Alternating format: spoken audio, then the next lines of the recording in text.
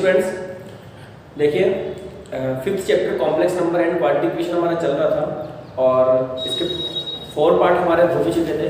तो 5.1, 5.2 और 5.3 एक्सरसाइज जो है वो हमने सोल्व कर ली थी। लेकिन इस चैप्टर में आपको मिसलिनियस एक्सरसाइज जो है वो बहुत ज़्यादा इंपॉर्टेंट है। मिसलिनियस एक्सरसाइज इंपॉर्टेंट होने का रीज़न ये भी है क्योंकि इसमें जो अच्छे क्वेश्चन हैं, जो थोड़े से टिपिकल क्वेश्चन है, वो लेवल वाले क्वेश्चन आपके मिसलिनियस एक्सरसाइज में है। ठीक है, तो सर पार्ट 5 हमारा हिस्ट्री का है। देखो इसका फर्स्ट क्वेश्चन देखो, फर्स्ट क्वेश्चन है इसका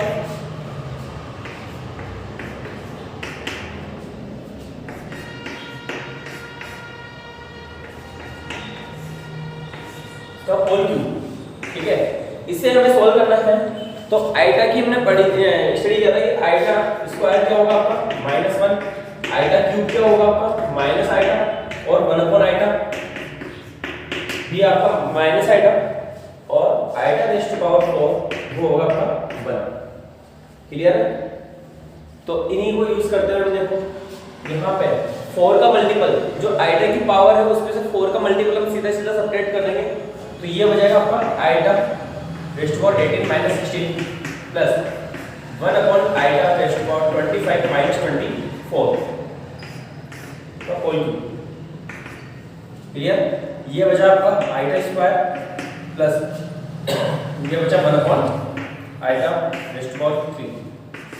आइटा स्क्वायर क्या लिख सकते हम -1 प्लस 1 आइटा होगा आपका माइनस आइटा, तो ये minus iota raise to power 3। Solve कर लेते हैं इसको।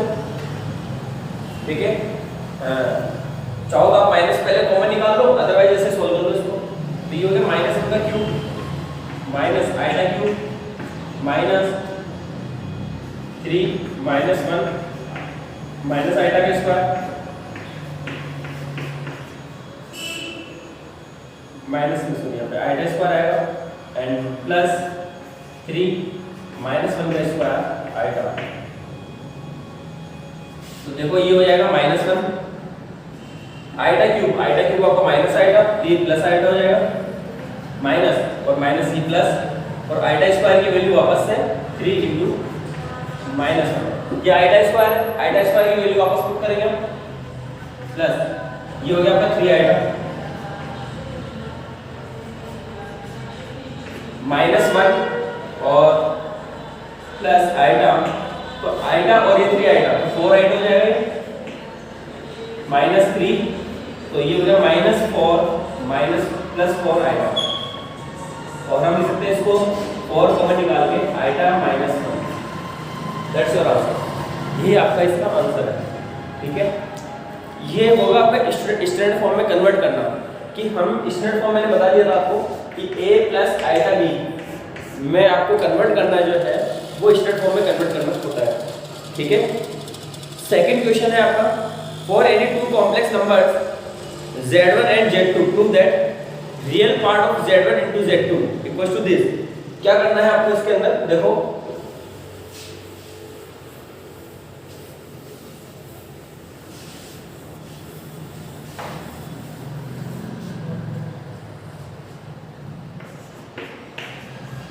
लेट z1 और z2 दो कॉम्प्लेक्स नंबर है। तो हम हमारे मेजर्स में कोई भी कॉम्प्लेक्स नंबर एज्यूम कर लेंगे a plus iota b let z2 equals to c plus iota d। ठीक है, z1 * z2 करना है आपको, दोनों को मल्टीप्लाई करना है, तो दोनों को मल्टीप्लाई करो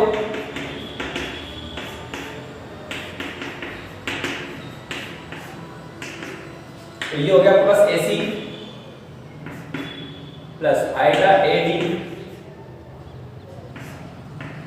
प्लस आइटा BC और प्लस आइटा स्क्वायर BD।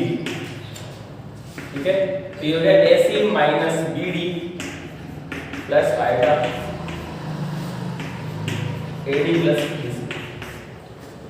हमें प्रूव क्या करना है कि रियल पार्ट ऑफ दिस, इसका रियल पार्ट RE जो लिखा हुआ है उसका मतलब है real part of z1 z2 और IM इसका मतलब है रियल पार्ट और IM इसका मतलब है आपका इमेजिनरी पार्ट।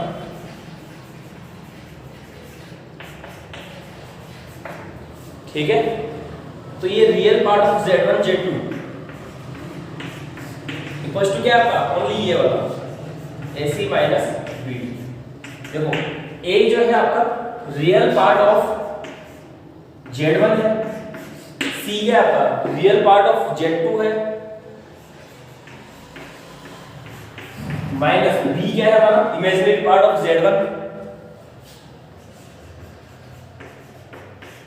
और ये imaginary part of z2।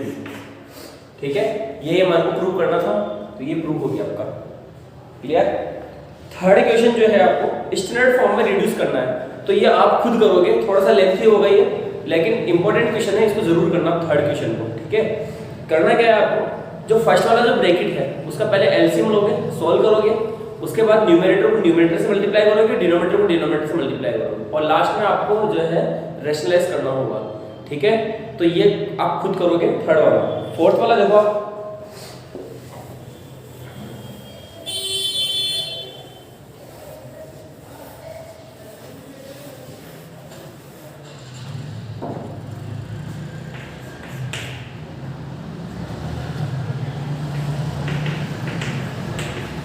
First तो गिवन है आपको अपॉन c माइनस आएगा d का रूट। ठीक है, इधर जो लेफ्ट हैंड साइड में गिवन है वो हमको प्रूव करना है, तो हम क्या करते हैं, इसका स्क्वायर कर देते हैं दोनों साइड। तो ये हो गया a माइनस, ठीक है, अब हम करते हैं इसका मॉड ले लेते हैं दोनों साइड, दोनों साइड्स का क्या करते हैं मॉडुलस अप्लाई कर देते हैं। तो मॉडुलस अप्लाई किया मैंने,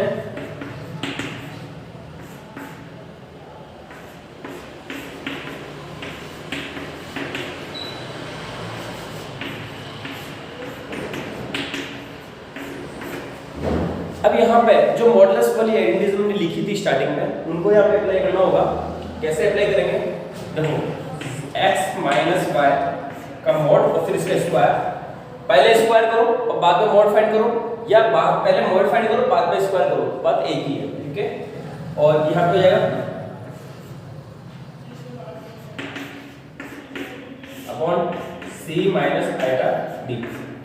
ठीक है, इसका मॉडुलस फाइंड किया हमने, ये आएगा आपका x square plus Y square का रूट, इसका स्क्वायर ये गिवन है, इधर हो जाएगा आपका a square plus b square इसका root upon c square plus d square का रूट। ठीक है, दोनों साइड हम क्या करेंगे, होल स्क्वायर अप्लाई कर दो, तो इधर रूट हट जाएगा। होल स्क्वायर अप्लाई किया, पहले तो ये रूट कैंसिल हो गया इसका, और साथ साथ एक और स्क्वायर अप्लाई कर दिया मैंने दोनों साइड, तो दोनों साइड अप्लाई करने से इधर इसका रूट हट गया। ये हो गया आपका a square plus b square upon c square plus d square. Clear, ये हमारे को प्रूव करना था। ठीक है, अब देखते हैं हम नेक्स्ट जो फिफ्थ क्वेश्चन है। फिफ्थ क्वेश्चन जैसे क्वेश्चन हमारे पास इसके एग्जांपल्स, मिसलेनियस के जो एग्जांपल है उसका 13th, इनमें 13th हुआ, और इसके अलावा आपका 12th क्वेश्चन। इनमें आपको क्या करना है, सबसे पहले स्टैंडर्ड फॉर्म में लेके आना है। स्टैंडर्ड फॉर्म मैंने बताई थी आपको, क्या a प्लस आइटा b। ठीक है, आपको याद होना चाहिए, पहले वाले लेक्चर में मैंने अच्छे से समझाया स्टैंडर्ड फॉर्म क्या होती है, कि आपका इमेजिनरी पार्ट रियल पार्ट अलग हो जाए, इमेजिनरी पार्ट बिल्कुल सेपरेट हो जाए, दोनों बिल्कुल सेपरेट हो प्लस या माइनस से, तो वो आपकी स्टैंडर्ड फॉर्म कहलाती है। ठीक है, तो इन सब को फिफ्थ वाले क्वेश्चन में इन सबको आपको स्टैंडर्ड फॉर्म में कन्वर्ट करना है पहले, और उसके बाद फिर हम इनको पोलर फॉर्म में कन्वर्ट करेंगे। तो देखो एक क्वेश्चन में बताता हूँ, सेकंड क्वेश्चन आप खुद करोगे।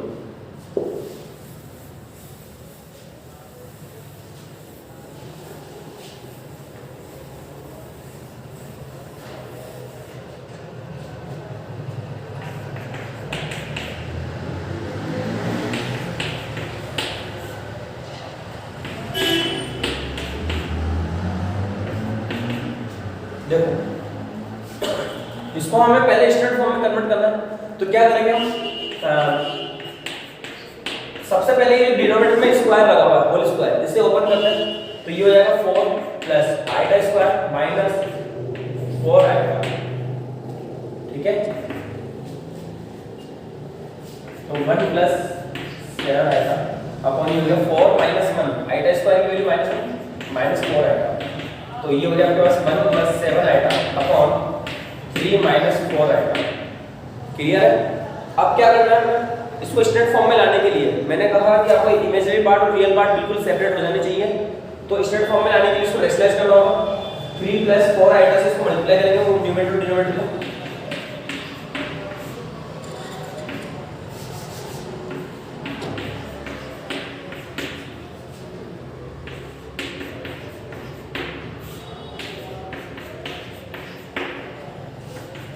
तो देखो न्यूमरेटर में मल्टीप्लाई करते हैं इसको, 3 + 4 आएगा प्लस 21 आएगा।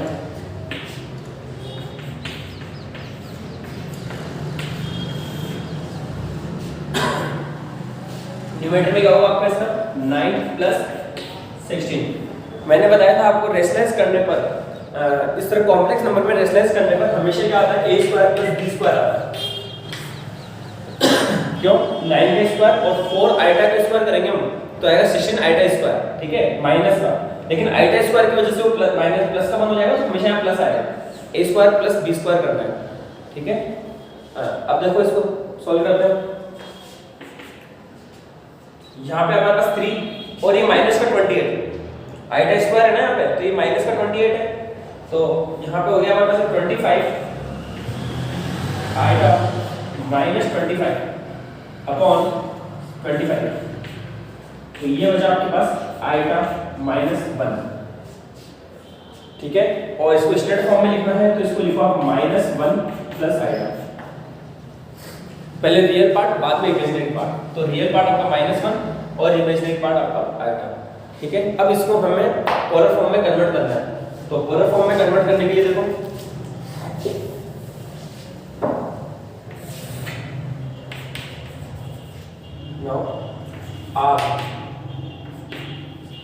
R क्या हो जाएगा इससे,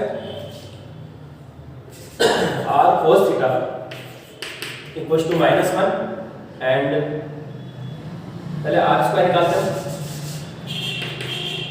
R² हो जाएगा आपका a² + b² then R² equals to हो जाएगा 1 का -1 का square 1 + 1 and R equals to आपका √2। क्लियर है? उसके बाद हम R cos theta equals to -1 and cos theta equals to हो गया -1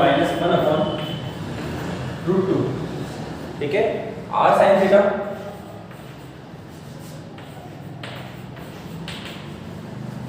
काफी दिन हो गए आपको याद नहीं रहा होगा ये सब स्टेप्स क्या है। तो हमें पहले सबसे पहले R² निकालना था। R² आता है आपका a² + b², ठीक है। तो a² + b², यहाँ से R² है आपका 2 और R की वैल्यू है √2। R की वैल्यू कभी नेगेटिव नहीं लेंगे, ठीक है ना, क्योंकि ये मॉडुलस है, मॉडुलस की वैल्यू कभी नेगेटिव नहीं होती है। तो इसलिए आपका R cos थीटा हमें कंपेयर करना है। R cos थीटा आपका रियल पार्ट के इक्वल होता है -1 के इक्वल, तो यहाँ से cos थीटा की वैल्यू आती है -1/√2। R sin थीटा होता है रियल पार्ट के equal, that is 1/1। Then sin theta equals to 1/√2, ठीक है। अब यहाँ से हम tan थीटा फाइंड आउट करेंगे।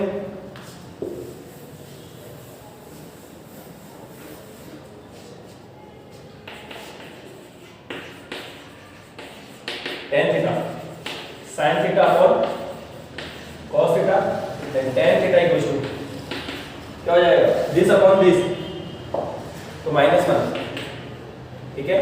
और ये -10/4। अब हमें क्वाड्रेंट चेंज करना है बेटा। क्वाड्रेंट चेंज करने के लिए हम कौन से क्वाड्रेंट में जाएंगे? ऐसा क्वाड्रेंट देखना है जिसमें sin पॉजिटिव, cos नेगेटिव और tan नेगेटिव होता है। तो आपको सेकंड क्वाड्रेंट है, सेकंड क्वाड्रेंट में जाना है हमारे को। तो tan y - π/4 और ये हो गया आपका tan 3π/4, ठीक है। तो यहाँ से थीटा इक्वल्स टू आर्गुमेंट बोल सकते हैं इसको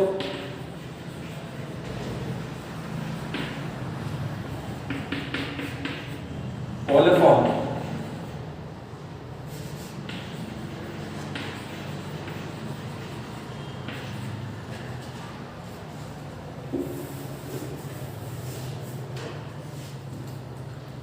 Z इक्वल्स टू हो जाएगा आपके पास क्या, √2 cos 3π/4 - प्लस आएगा साइन 3/4। क्लियर है बेटा?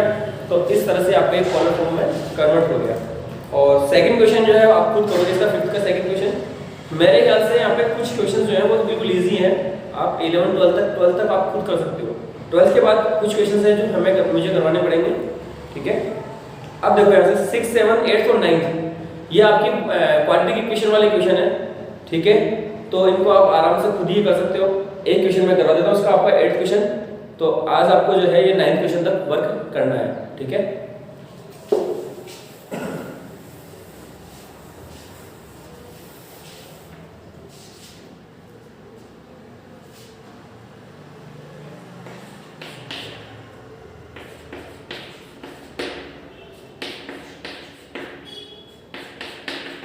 देखो a इक्वल्स टू आपके पास 27, b इक्वल्स टू आपका -10 एंड c इक्वल्स टू 1।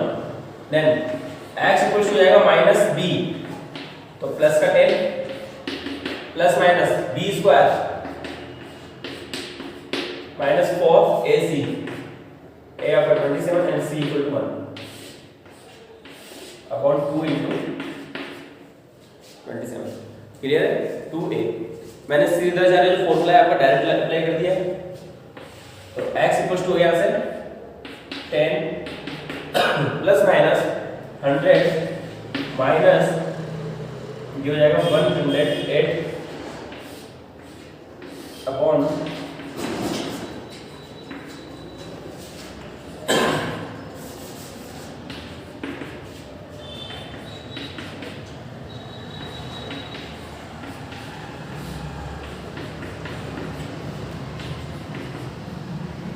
यहाँ से आपका 4 कॉमन बाहर आ जाएगा और ये बचेगा आपका 5 plus minus iota √2 upon 27। That's your answer. ये दो ही आपके आंसर हो गए यहाँ से, 5 प्लस आइटा √2 अपॉन 27 और 5 माइनस आइटा √2 अपॉन 27। हम डायरेक्ट ये भी छोड़ सकते हैं, ये दो आपके रूट हो गए, ठीक है। इसी तरह से आप 9th क्वेश्चन भी कर लोगे और कहीं प्रॉब्लम आती है तो आप मुझे मैसेज कर देना, मैं बता दूंगा आपको, ठीक है। तो आज के लिए इतने काफ़ी है, आपको 9th तक होमवर्क करना है।